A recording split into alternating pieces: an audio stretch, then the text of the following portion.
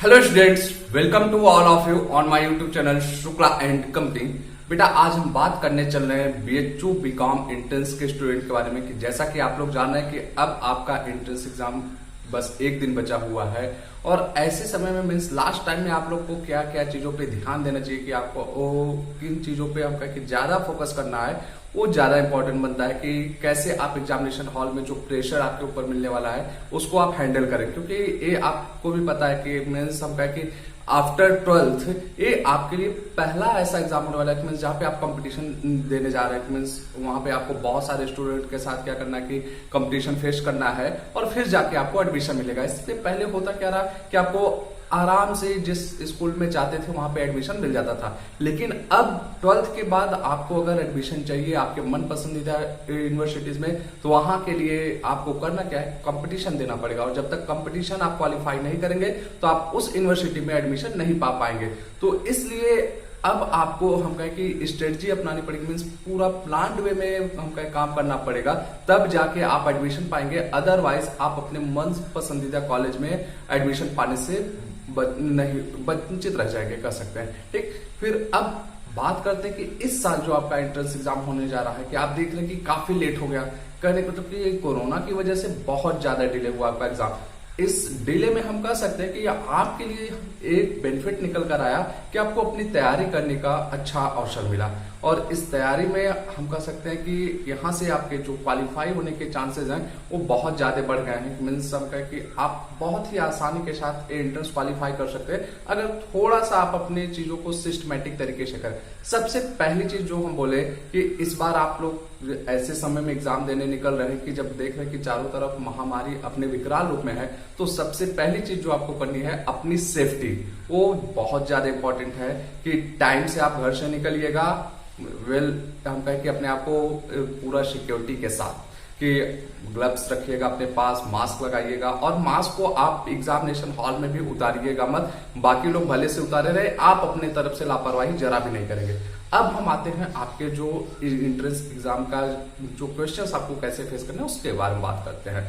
कि सबसे पहली चीज कि जितना अभी तक आप लोग पढ़ चुके हैं सिर्फ और सिर्फ उसी पे भरोसा करिएगा। एक्स्ट्रा कुछ भी अपना दिमाग मत लगाइए कि नहीं ये पढ़ ले वो पढ़ ले, कि मीन्स अननेसेसरी प्रेशर अपने ऊपर मत लीजिएगा।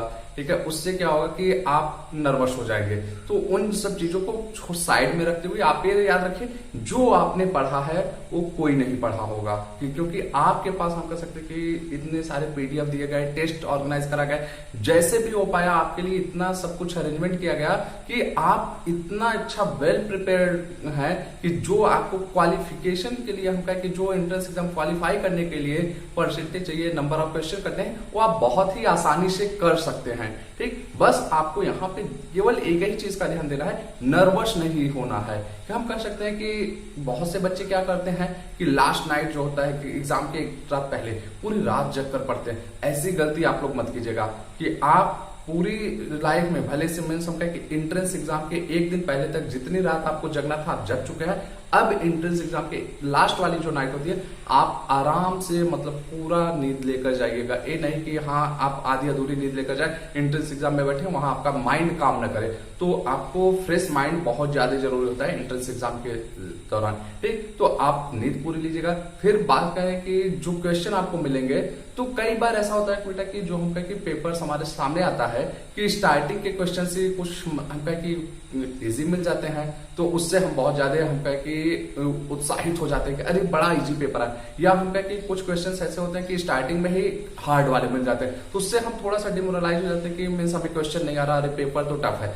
एक गलती आप लोग मत कीजिएगा कि मीन्स पेपर अगर इजी आपको क्वेश्चन स्टार्टिंग में मिले बहुत ज्यादा खुश मत होइएगा, या हार्ड मिले तब भी आप बहुत ज्यादा दुखी मत होइएगा, नॉर्मल वे में कीजिएगा। कहने का मतलब मेरा है कि हर क्वेश्चन को आप क्या करिए, आराम से ध्यान से पढ़िए, अगर आ रहा है ठीक है, नहीं आ रहा है, ओवरऑल पेपर आप जब कंप्लीट करेंगे तब आप अपने आप को एनालिसिस करेंगे कि हाँ क्या आपने जो टारगेट लेकर गए हैं 100 से 120 क्वेश्चन का, क्या आप कंप्लीट किए कि नहीं। अगर आप इस तरीके से हम कहें कि मीन्स हर क्वेश्चन को आप आसानी के साथ करिए, कि अगर आ रहा है कोई दिक्कत नहीं, नहीं आ रहा तब भी कोई दिक्कत नहीं, कि करने को तो कि आप उस क्वेश्चन को ना आने की वजह से अपने ऊपर अननेसेसरी प्रेशर मत लीजिएगा। हो सकता है उसके बाद वाला क्वेश्चन इजी हो, एक क्वेश्चन नहीं आया, 2 क्वेश्चन नहीं आया, 10 क्वेश्चन आपको हम कहें स्टार्टिंग के 10 क्वेश्चन नहीं आते हैं, आप आंसर नहीं कर पाए, लेकिन हो सकता है कि उसके बाद जितने क्वेश्चन है 140 क्वेश्चन जो बचे वो आपके लिए बड़े आसान हो। तो इसलिए हर क्वेश्चन को आप अलग तरीके से डील करिए, हर क्वेश्चन के लिए स्ट्रेटजी बनाइए कि, और ऑप्शन जो हम बार बार बोलते हैं सारे ऑप्शन आप रीड कीजिएगा। बिना चारों ऑप्शन को रीड किए आप टिक नहीं करने वाले हैं, एकदम माइंड में अपने बैठा लीजिएगा।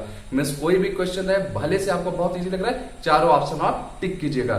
फिर हम बात करें कि जो आपका टारगेट है, वहां पे टारगेट पर पहुंचने के लिए आपको सबसे ज्यादा क्या ध्यान देना है कि एरर्स मीन्स गलती आपको कम से कम करना है, कि आप जो गलती करना था कर चुके हैं। अगर इस 3 घंटे के 2.5 घंटे के पेपर में हम कहें कि जो मतलब आपका टोटल 3 से 4 घंटे का टाइम होता है, कि मीन्स पेपर देने के पहले का, पेपर के बाद का जो समय होता है, उन सारी चीजों को अगर आप सिस्टमैटिक तरीके से अरेंज करते हैं, उस प्रेशर को आप अपने ऊपर हावी नहीं होने देते हैं, नर्वस नहीं होने देते हैं, तो आपका जो ड्रीम है मीन्स जो आप सपने देखे हैं वो सपने आपके पूरे हो जाएंगे। लेकिन हम कहें कि अगर यही 2.5 घंटे के दौरान आप अपने ऊपर अननेसेसरी प्रेशर ले लिए, तो हो सकता है आप इसके पहले एंट्रेंस एग्जाम के हम कहें कि बहुत अच्छा आपका तैयारी रहा हो, लेकिन एंट्रेंस एग्जामिनेशन के हॉल में आप अपने ऊपर प्रेशर लेकर नर्वस होकर पूरा पेपर बेकार कर देते हैं। तो ऐसी गलती आप लोग नहीं करिएगा। मीन्स कूल माइंड से, कि आराम के साथ, कि हाँ ये आप याद रखें कि आप क्वालिफाई करेंगे,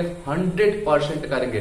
बस आप अपनी गलतियां मत कीजिएगा, कि जो गलती करते आए हैं उस गलती को कम से कम कीजिए। और हम स्पेशली अगर बात करें गर्ल्स स्टूडेंट को, तो आप लोग तो विशेष ध्यान दीजिएगा कि आपके पास बहुत ही अच्छी अपॉर्चुनिटी होती है बीएचयू में एडमिशन पाना।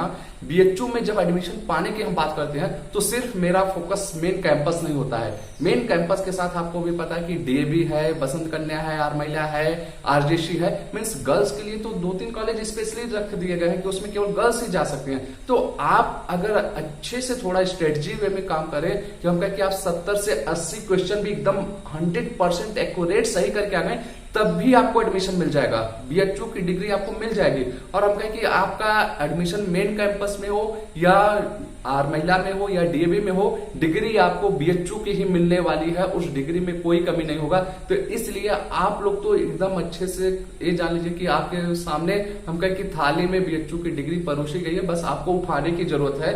अगर आप गलती नहीं करते हैं तो एक गर्ल्स के लिए हम बोल रहे हैं कि बहुत ही अच्छा अपॉर्चुनिटी होता है बेटा आप लोग के लिए कि बीएचयू क्वालिफाई करना। तो बस आप आसानी के साथ ध्यान दीजिए कि अगर आपको मेन कैंपस जाना है तो 100 क्वेश्चन का टारगेट लेकर जाइए, 100 से 20 तक का। लेकिन हम कहें कि अगर आपको और सारे जो ऑप्शन है वहां भी एडमिशन मिल सकते हैं, तो उसके लिए आप अपना रेंज रखिए कि 70 to 80 क्वेश्चन हमें सही करके आना है। मैं बार बार रिपीट कर रहा हूं कि सही क्वेश्चन के बारे में मैं बात कर रहा हूं, यहाँ पे एरर्स नहीं आपको करना है। फिर बात करते हैं कि बहुत से क्वेश्चंस ऐसे हमें मिलते हैं एग्जाम में कि जो हमें लगता है कि डाउटफुल वाले। अब डाउटफुल क्वेश्चन को हम 3 क्राइटेरिया में हमेशा बांटते हैं। पहला, जिसमें हमें ये लगता है कि 90% सही है, 10% गलत होने के चांसेस हैं।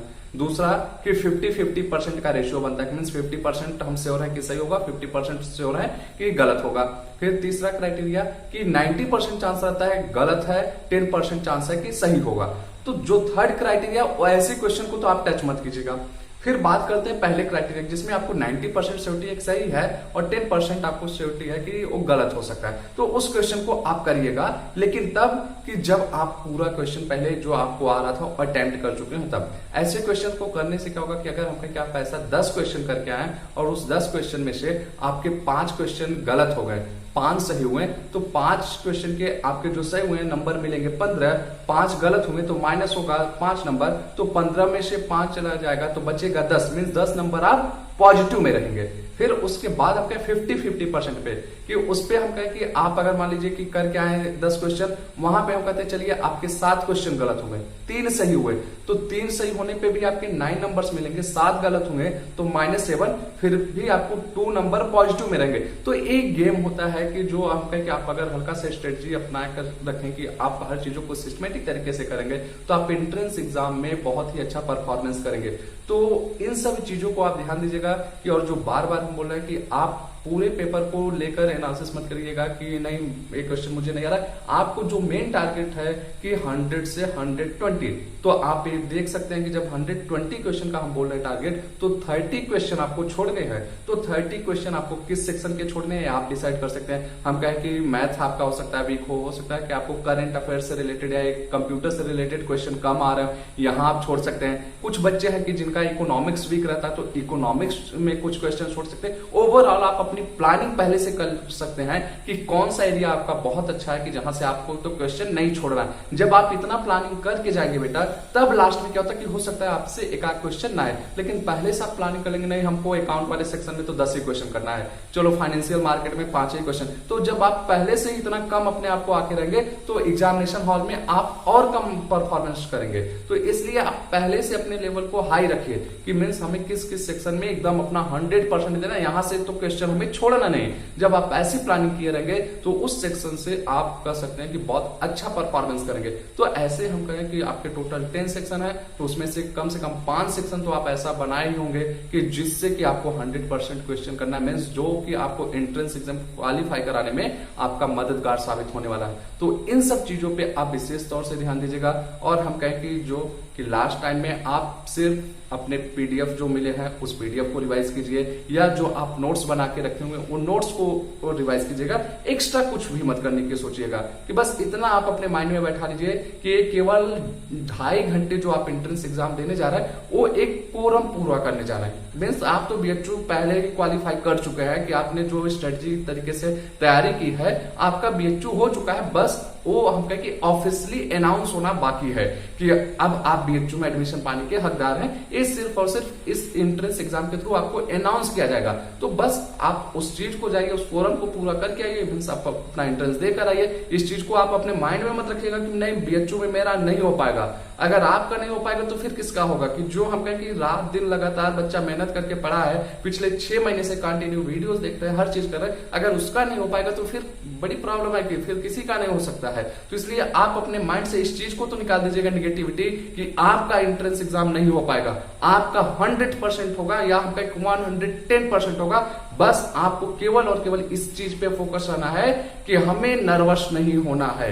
मीन्स अगर आप नर्वस नहीं हुए तो गारंटी मानिए कि आप 100% क्वालिफाई करके आएंगे, क्योंकि एंट्रेंस एग्जाम्स उन्हीं बच्चों का क्वालिफाई नहीं हो पाता जो अपने ऊपर नर्वसनेस को हावी हो जाने देते हैं। मीन्स जो घबरा जाते हैं उस टाइम कि अरे नहीं होगा। हम कहते हैं नहीं होगा तो क्या होगा? कुछ भी नहीं, कुछ भी आपका नहीं होने वाला है। कभी आपका बोर्ड का एग्जाम का रिजल्ट आया, बहुत से लोग दुखी हो गए थे, अरे सर रिजल्ट मेरा खराब हो गया, लेकिन देखिए कि आपके लाइफ में कुछ बदला नहीं। तो बस अब आप इन चैलेंजेस को एक्सेप्ट करने के लिए रेडी रहिए। और हम कहें कि आपका भी पहला पड़ाव है बेटा कि आफ्टर 12th ऐसे आपको न जाने कितने कंपटीशन देने हैं, न जाने कितने एग्जाम से आपको बैठने हैं कि जहां लाखों करोड़ों लोगों के साथ आपको कंपीट करना है और वहां अपने आप को साबित करना है। तब जाके आप हम कहें कि इस सोसाइटी में कहीं खड़े हो पाएंगे।